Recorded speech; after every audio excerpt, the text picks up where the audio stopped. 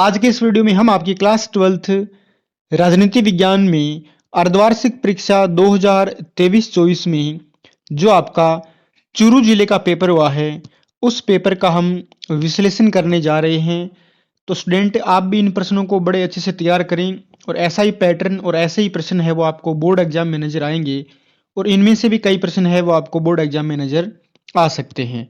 तो चलिए इस वीडियो को शुरू करते हैं। आपका पेपर है वो आपको हल करवाते हैं। पहला प्रश्न क्या था कि साम्यवादी गुट के विघटन का प्रमुख अंतरराष्ट्रीय प्रभाव क्या पड़ा। यानी जब 1991 में सोवियत संघ का विघटन हुआ तो उसका अंतरराष्ट्रीय प्रभाव क्या पड़ा। दो ध्रुवीय विश्व का उदय हुआ? नहीं। बहु ध्रुवीय विश्व का उदय हुआ? ये भी नहीं हुआ। एक ध्रुवीय विश्व व्यवस्था का क्या हुआ था? उदय हुआ था और अमेरिका एकमात्र महाशक्ति बन गया था। इनमें से किस देश ने खुले द्वार की नीति अपनाई? ओपन डोर की नीति किसने अपनाई थी? वो अपनाई थी चीन ने। तो किसने अपनाई थी? चाइना ने अपनाई थी खुले द्वार की नीति। तीसरा प्रश्न देखिए, आजादी के बाद श्रीलंका की राजनीति पर किस समुदाय का दबदबा था? तो श्रीलंका पर दबदबा था सिंहली समुदाय का। अगला प्रश्न देखते हैं, दक्षिण एशिया के देशों में सबसे पहले किस देश ने अपनी अर्थव्यवस्था का उदारीकरण किया? तो वो था श्रीलंका ने सबसे पहले अपनी अर्थव्यवस्था का क्या किया था? उदारीकरण किया था। जैविक हथियार संधि बायोलॉजिकल वेपन कन्वेंशन कब होती है? 1972 में। भारत के पहले चुनाव आयुक्त कौन थे? तो भारत के पहले चुनाव आयुक्त कौन थे? सुकुमार सेन थे। आगे चलते हैं। छठा प्रश्न देखिए, सातवां प्रश्न देखिए, सॉरी सातवें प्रश्न में क्या है? पंचशील सिद्धांत के जनक कौन थे? बिल्कुल, पंचशील के जनक कौन थे? पंडित जवाहरलाल नेहरू थे। जनता पार्टी के शासनकाल में भारत के प्रधानमंत्री यानी 1977 से लेकर 1979 तक जो जनता पार्टी की सरकार बनी थी उसमें भारत के प्रधानमंत्री कौन बनते हैं? वो बनते हैं भारत के प्रधानमंत्री मोरारजी देसाई बनते हैं। आगे नवां प्रश्न देखिए, समग्र क्रांति के प्रतिपादक कौन थे? समग्र क्रांति के प्रतिपादक कौन थे? तो इसके प्रतिपादक थे आपके जयप्रकाश नारायण। 10वां प्रश्न देखिए, 1971 के चुनाव में कांग्रेस ने कौन सा नारा दिया? तो 1971 के चुनाव में कांग्रेस पार्टी ने नारा दिया था गरीबी हटाओ का। कौन सा नारा दिया था? गरीबी हटाओ का। आगे चलते हैं। अब आपके जो प्रश्न है वो है अति लघुरात्मक प्रश्न और ये भी आपके 1 नंबर के रहेंगे और इनकी जो वर्ड लिमिट है वो है मैक्सिमम 20 शब्द। तो बर्लिन की दीवार किसका प्रतीक थी? तो बर्लिन की दीवारें पूंजीवादी और साम्यवादी दुनिया के विभाजन का प्रतीक थी। अगला प्रश्न क्या है? आसियान शैली क्या है? तो आसियान देशों की जो सहयोगात्मक मेल मिलाप की जो नीति है उसको हम क्या कहते हैं? आसियान शैली कहते हैं। सार्क का पूरा नाम लिखिए। तो सार्क का पूरा नाम आपको लिखना था south east Asian association for regional cooperation. इसका क्या है? पूरा नाम है। तो भारत की लुक ईस्ट और एक्ट ईस्ट नीति के अंतर्गत कौन से देश आते हैं? अब यही प्रश्न है वो पिछले साल बोर्ड एग्जाम में राजस्थान बोर्ड में पूछा गया था। तो इसके अंतर्गत जो मुख्य थे हमारे जो बांग्लादेश है, म्यांमार है या फिर जो आसियान के देश है वो भारत की इस नीति के अंतर्गत आते हैं। विश्व व्यापार संगठन की क्या भूमिका है? ये कितना अच्छा प्रश्न है। देखिए, विश्व व्यापार संगठन की भूमिका क्या है? तो भूमिका यही है कि जो WTO है वो क्या करता है? विश्व के अंदर जो व्यापार संबंधी नियमन है उनका निर्धारण करने का काम कौन करता है? विश्व व्यापार संगठन करता है। अगला प्रश्न है कि भारत ने पहला परमाणु परीक्षण कब किया? तो भारत ने पहला जो न्यूक्लियर टेस्ट था वो कब किया था? 1974 में किया था। और कहां पर किया था? पोखरण राजस्थान में। और दूसरा कब किया था? 1998 के अंदर किया था। अगला प्रश्न देखिए, पृथ्वी सम्मेलन कहाँ हुआ था? जो प्रथम पृथ्वी सम्मेलन हुआ था वो हुआ था ब्राजील के शहर रियो डी जेनेरियो में। अगला प्रश्न देखिए, 18वां प्रश्न क्या है कि वैश्विक ताप वृद्धि करने वाली गैसों के नाम लिखने थे आपको। वैश्विक ताप वृद्धि करने वाली गैसें कौन सी है? जिनमें हाइड्रोफ्लोरोकार्बन है, कार्बन डाइऑक्साइड है, मीथेन है। ये सारी गैसें हैं जो ग्लोबल वार्मिंग के लिए क्या है? उत्तरदायी हैं। ऐसे 2 राज्य बताइए जहां 1952 से 67 के दौरान कांग्रेस सत्ता में नहीं थी। तो 2 राज्य कौन से हैं? एक तो है जम्मू कश्मीर और दूसरा था आपका राज्य कौन सा? केरला। तो ये 2 राज्य थे जिनमें कांग्रेस है वो सत्ता के अंदर नहीं थी। अगला प्रश्न देखिए, अगला प्रश्न क्या है प्रथम 3 आम चुनाव में किस राजनीतिक दल ने सरकार बनाई? तो प्रथम 3 आम चुनाव में किसने सरकार बनाई थी? कांग्रेस पार्टी ने, भारतीय राष्ट्रीय कांग्रेस ने सरकारें बनाई। अगला प्रश्न देखिए, भारतीय जनसंघ के संस्थापक कौन थे? तो भारतीय जनसंघ के संस्थापक कौन थे? श्यामा प्रसाद मुखर्जी थे। अगला प्रश्न, जय जवान जय किसान का नारा किसने दिया? तो जय जवान जय किसान का नारा किसने दिया था? लाल बहादुर शास्त्री जी ने दिया था। अब देखिए अगले प्रश्न है आपके, वो है रिक्त स्थान वाले। बोर्ड एग्जाम में आपके 6 प्रश्न है वो रिक्त स्थान वाले पूछे जाएंगे। इनमें देखिए, चेकोस्लोवाकिया के विभाजन के बाद से एक तो चेक और एक स्लोवाकिया नामक 2 देश बने थे। अगला प्रश्न है कि 1960 में विश्व बैंक की मदद से भारत और पाकिस्तान ने सिंधु नदी जल संधि पर हस्ताक्षर किए।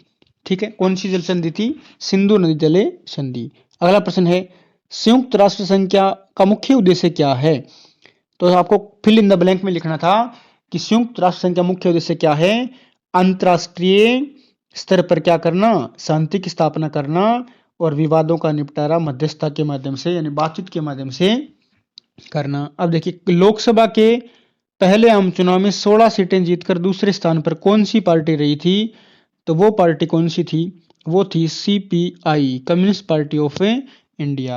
अगला प्रश्न है कि ऑपरेशन फ्लड किससे संबंधित है? तो ऑपरेशन फ्लड श्वेत क्रांति से संबंधित है। अगला प्रश्न है, राष्ट्रीय आपातकाल कौन से अनुच्छेद के तहत लगाया जाता है? तो है अनुच्छेद हमारा अनुच्छेद नंबर 352 के तहत क्या लगता है? राष्ट्रीय आपातकाल लगता है। अगला देखिए 29वां प्रश्न देखिए, आपको अब है जो लघुत्तरात्मक प्रश्न है, इनमें जो शब्द सीमा है वो 50 शब्द है और प्रत्येक प्रश्न के लिए आपको कितने अंक दिए जाएंगे? सही उत्तर के लिए आपको 3 अंक दिए जाएंगे। पहला प्रश्न था आपको यूरोपियन यूनियन के बारे में बताना था, या आपको यूरोपियन संघ के बारे में बताना था। दूसरा प्रश्न है कि परमाणु अप्रसार संधि से आप क्या समझते हैं? एनपीटी के बारे में आपको बताना था जो 1968 में हुई थी। अगला प्रश्न है कि साझी संपदा से क्या अभिप्राय है? अब देखिए यहाँ पर 2 प्रश्न हैं, एक तो है मानवता की साझी विरासत और एक है साझी संपदा। दोनों के उत्तर अलग अलग हैं, तो आपको साझी संपदा के बारे में बताना था। अगला प्रश्न है कि हरित क्रांति के बारे में आपको बताना है। हालांकि ये प्रश्न है वो इस साल सिलेबस में नहीं है, ये आउट ऑफ सिलेबस आया था। 33वां प्रश्न क्या है कि भारत पाकिस्तान के बीच तनाव के कोई 2 कारण बताने थे आपको। 4-5 कारण हैं जिनमें आप 2 कारण लिख सकते हो। अगला प्रश्न है कि प्रिवी पर्स से आप क्या समझते हैं? प्रिवी पर्स यानी जो रियासतों के राजा थे उनको विशेष भत्ता गवर्नमेंट प्रोवाइड करवाती थी, उसको हम प्रिवी पर्स बोलते हैं। अगला प्रश्न है कि क्षेत्रवाद से क्या तात्पर्य है? 35वां प्रश्न ये आपको बताना था। फिर देखिए सेक्शन सी के अंदर चलते हैं और सेक्शन सी के अंदर आपको दीर्घ उत्तरीय प्रश्न है, यानी लॉन्ग आंसर टाइप क्वेश्चन आपको करने थे और उत्तर सीमा इनकी है 100 शब्द और प्रत्येक सही उत्तर के लिए आपको 3 अंक प्रदान किए जाएंगे। इनमें आपको विकल्प वाले प्रश्न दे रखे हैं, तो सोवियत संघ के विघटन के प्रमुख कारण बताइए, या इसके अथवा में है कि सोवियत प्रणाली से आप क्या समझते हैं? विस्तार से वर्णन कीजिए। आप 2 में से कोई एक आपको जो अच्छा लगे वो कर सकते हैं। अगला प्रश्न है 37वां कि हमें अंतर्राष्ट्रीय संगठन क्यों चाहिए, यानी विश्व को अंतर्राष्ट्रीय संगठन की आवश्यकता क्यों है, ये स्पष्ट करना था। और इसके अथवा में था कि सुरक्षा परिषद में भारत की स्थायी सदस्यता के पक्ष में तर्क देने थे आपको। ठीक है, कि भारत भी सुरक्षा परिषद का स्थायी सदस्य बन सकता है, इसके पक्ष में तर्क आपको देने हैं। अगला प्रश्न देखिए 38वां क्या है, गठबंधन की राजनीति के उदय का हमारे लोकतंत्र पर क्या असर पड़ा, आपको यह बताना था। या फिर कड़े मुकाबले और कई संघर्षों के बावजूद अधिकतर राजनीतिक दलों में आज भी क्या है? सहमति दिखती है। तो डायरेक्ट बुक से प्रश्न उठा है, तो आप बुक में इसका उत्तर है वो बड़े ध्यान से अच्छे से जरूर पढ़ें। अब देखिए आगे चलते हैं। खंड द है वो आपको 2 प्रश्न देता है, 39 नंबर और 40 नंबर, और इसके अंतर्गत आपको जो शब्द सीमा है वो 250 शब्द है और प्रत्येक सही उत्तर के लिए आपको 6 अंक दिए जाएंगे। पहला प्रश्न क्या है कि वैश्वीकरण से क्या तात्पर्य है और इसके कारणों की विस्तार से व्याख्या करनी थी आपको। ठीक है, या फिर इसके अथवा में कि वैश्वीकरण एक बहुआयामी अवधारणा है, इस कथन की व्याख्या कीजिए। 40वां प्रश्न क्या है कि स्वतंत्रता प्राप्ति के समय भारत की प्रमुख चुनौतियां कौन कौन सी थी, विस्तार से बताना था। और या इसके अथवा में क्या है कि स्वतंत्रता के बाद राज्य पुनर्गठन आयोग की सिफारिशों को विस्तार से समझाइए। तो ये आपका स्टूडेंट पेपर था चूरू जिले का, जो अर्धवार्षिक परीक्षा आपकी अभी हुई है आरबीएसई बोर्ड में। तो चूरू जिले का ये राजनीति विज्ञान का पेपर था। आप इन प्रश्नों को अच्छे से हल करें और आप कमेंट बॉक्स में मुझे बता सकते हैं कि आपके इन प्रश्नों में से कितने प्रश्न हैं वो आपके सही हैं। आप बुक को बड़े अच्छे ध्यान से पढ़ें और हमारे चैनल के साथ भी आप जुड़े रहें। आने वाले समय में हमने जो अभी एमसीक्यूज की सीरीज है वो शुरू कर रखी है। सभी पाठों के हम है वो जो वन लाइनर हो, चाहे आपके जो ऑब्जेक्टिव क्वेश्चन है या फिल इन द ब्लैंक वाले प्रश्न है, उन सब की मैं आपको प्रैक्टिस करवाऊंगा। और मैं आपसे वादा करता हूं कि कोई भी ऐसा प्रश्न आपको एग्जाम में नहीं मिलेगा जो मैंने आपको नहीं बताया है। तो प्लीज़ आप, शर्त यह है कि इनका बहुत अच्छे से अभ्यास करें, इनको नियमित रूप से पढ़ते रहें और अपना स्नेह हमारे चैनल के प्रति बनाए रखें। और यदि आप कौन से ज़िले से ये वीडियो देख रहे हैं वो भी मुझे कमेंट करके बता सकते हैं। और आपके ज़िले का जो पेपर है वो भी आप मुझे भेज सकते हैं। तो चलिए स्टूडेंट, इस वीडियो को यहीं पे एंड करते हैं। मिलते हैं किसी नए वीडियो में, तब तक के लिए जय हिंद, जय भारत, टेक केयर।